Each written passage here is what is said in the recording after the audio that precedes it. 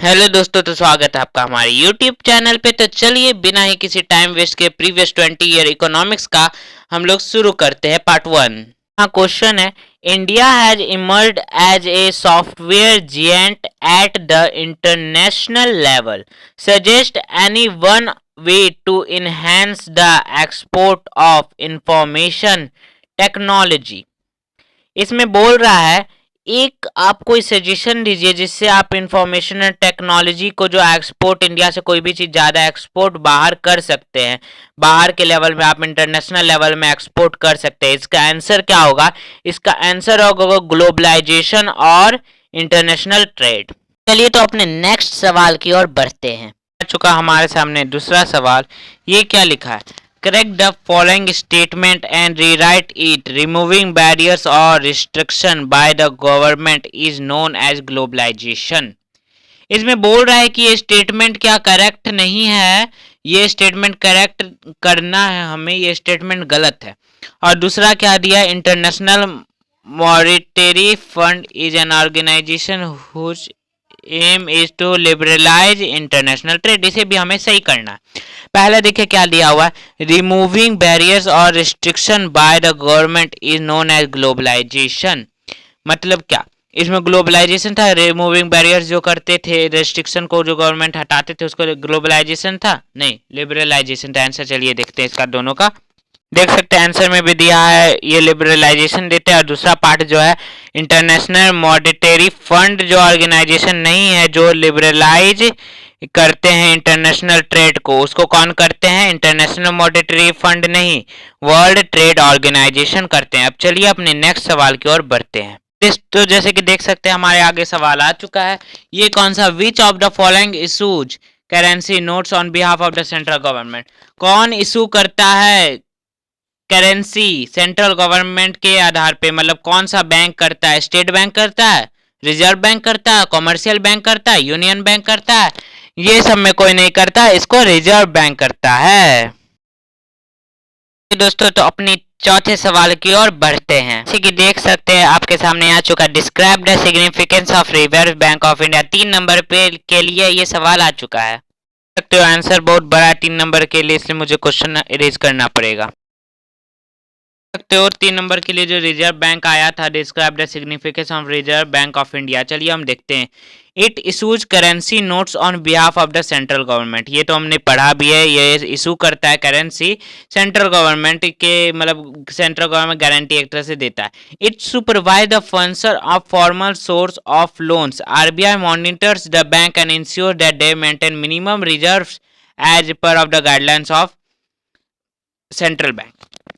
यहाँ आप जैसे कि देख सकते हैं, यहाँ मेंटेन जो बोल रहा है, मेंटेन मतलब क्या, कितना परसेंट था? आप जब पढ़े भी थे 15%, मतलब अपने पास बैंक को रखना ही है, इतना उसको जरूरी है। सुपरवाइज करता है सारे लोन्स को RBI. It also sees that the bank give loans not just to profit making to traders but also to small borrowers. ये भी देखता है कि प्रॉफिट बनाने के लिए बस ट्रेडर सबको लोन नहीं दे रहा, बैंक स्मॉल बोरोवर्स को भी दे रहा है, स्मॉल कल्टीवेटर सबको भी दे रहा है। और पीरियोडिकली बैंक को जो सबमिट करना, सारा बैंक को आरबीआई पे, आरबीआई को अपना जितना वो लैंड करता है, कितने इंटरेस्ट रेट पे करता है, सारा चीज मतलब आरबीआई को उसको देना पड़ेगा। जी 6 पॉइंट दिख रहे हैं ना, इसमें आप कोई 5 भी लिख के आ जाओगे ना, आपको 3 के 3 नंबर मिलेंगे।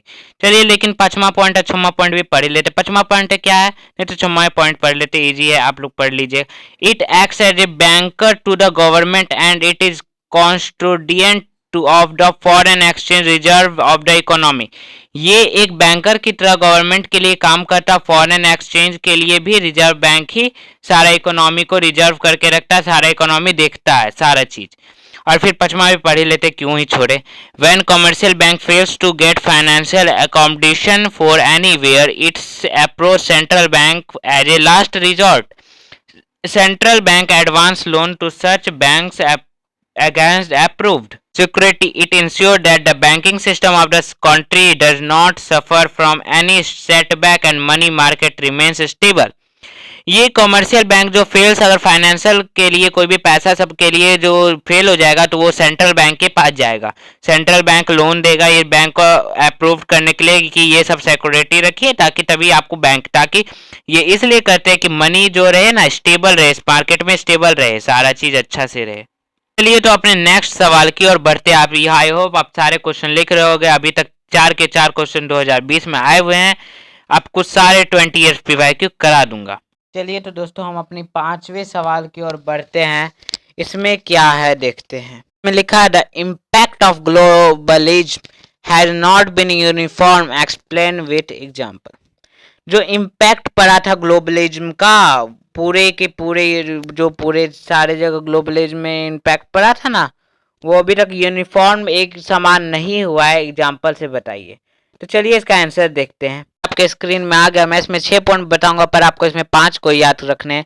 The impact of globalism has not been uniform because globalism has been beneficial only for developed country. It had a bad impact on the undeveloped and developing country. Globalism जो बेनिफिशियल था बस एक developed country के लिए, और undeveloped और developing country के लिए ग्लोबलिज्म एंड बेनिफिशियल नहीं था। पॉइंट है developed countries took resources from undeveloped countries at cheap rate and exported costly finished product to undeveloped country. इसमें क्या समझा रहा है कि developed country resource undeveloped country से ले लेते थे सस्ते दाम में, और फिर इसी को एक्सपोर्ट कर देते थे किसी और अनडेवलप्ड या उसी डेवलप्ड कंट्री में। फिर थर्ड क्या है, the developed country are rich in machinery and finance, they export resources from undeveloped country. Developed country के पास पैसा बहुत था, मशीन भी अच्छा था, इसलिए वो एक्सपोर्ट कर लेते मिनरल, किसमें एक्सपोर्ट कर लेते मिनरल अनडेवलप्ड कंट्री से। और फिर चौथा क्या है, competition from companies in developed country also cripple industry to under developed and developing country. Competition जो था कंपनीज जो थे डेवलप्ड कंट्री की, उसका मतलब अंडर डेवलप्ड और डेवलपिंग कंट्री जो थी उसके अंदर बहुत जल्दी डेवलप्ड वो हो जाते थे, कंपनी जल्दी ग्रो हो जाते थे, क्रीपर मतलब पूरा फैल जाते थे उसकी industry. Small manufacture have been hard hit due to globalisation. Small manufacture जो थे उसको बहुत बड़ा झटका लगा ग्लोबलाइजेशन से, क्योंकि उनका प्रोडक्ट बिक नहीं रहा था। बड़े बड़े जो इंडस्ट्रियल थे, MNC जो थी, वो उनका प्रोडक्ट बिक रही थी। और छठा क्या है, many literate and poor people lost their jobs due to closure of small unit. छोटे छोटे जो मतलब जो बड़े बड़े MNC आ जाए तो छोटे छोटे तो बंद हो ही ना जाएंगे कंपटीशन में, वो लोग कैसे हिस्सा ले सकते हैं? वो लोग के पास उतना पैसा नहीं कि वो कंपटीशन में हिस्सा ले सके, मतलब उसमें वो ना देर टिक सके। इसके कारण बहुत सारा जो स्मॉल इंडस्ट्री में जो काम करते थे बहुत सारे आदमी बेरोजगार हो गए। तो चलिए अब अपने अगले क्वेश्चन की ओर बढ़ते हैं। ये second number, suggest any one way to promote tourism in India. ये 2020 के सेट 2 में आया था आउटसाइड दिल्ली के, तो चलिए 1 मार्क में आया था। तो चलिए इसका आंसर देखते हैं। टूरिज्म को जो प्रमोट किया गया किसके द्वारा? बेटर ट्रांसपोर्ट फैसिलिटी के द्वारा, कल्चरल ये सब के जो promoting the culture and Pilgrim site की, मतलब कल्चरल साइट सबको जो अच्छा फैसिलिटी, ट्रांसपोर्ट फैसिलिटी, ये एक वे हो सकता है कि आप टूरिज्म को इंडिया में बढ़ा सके। हम अपने 7वें सवाल की ओर बढ़ते हैं। इसमें क्या लिखा है, explain the role of self help group in the rural economy. Answer है, self help group consist of certain members who pool their savings and constitute a fund which is further used in making finance and advertise to other members. A type self-help group has 15 to 20 members.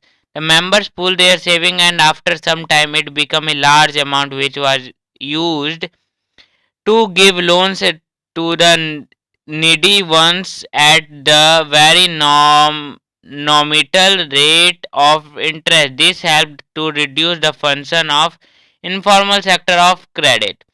Self help group जो रहता है वो एक कोई member को रखता है consist, उसके अंदर मेंबर 15 से 20 मेंबर रहते हैं। वो अपने डेली सेव करते हैं पैसे, और वो जो रहते हैं वो हेल्प करते हैं, जो अपने किसी को चाहिए होता है पैसा तो वो हेल्प करते, ताकि वो रिड्यूस भी कर देते हैं इनफॉर्मल सेक्टर में जो सब पैसे जब जो लेते हैं उससे कम ले, इसके लिए वो रिड्यूस भी ये और एक एक्स्ट्रा काम करते हैं।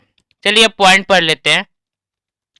They help borrowers overcome the problems of lack of collateral.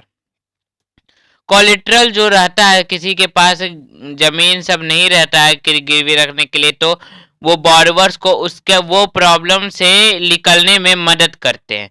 अब सेकंड पॉइंट पढ़ते हैं। They can get timely loans for variety of purposes at the reasonable interest rate. They are building blocks of the organization of the rural poor. उनको timely loans भी मिल जाता है और reasonable interest पे भी मिलता है, और ये ऑर्गेनाइजेशन गरीबों के लिए है।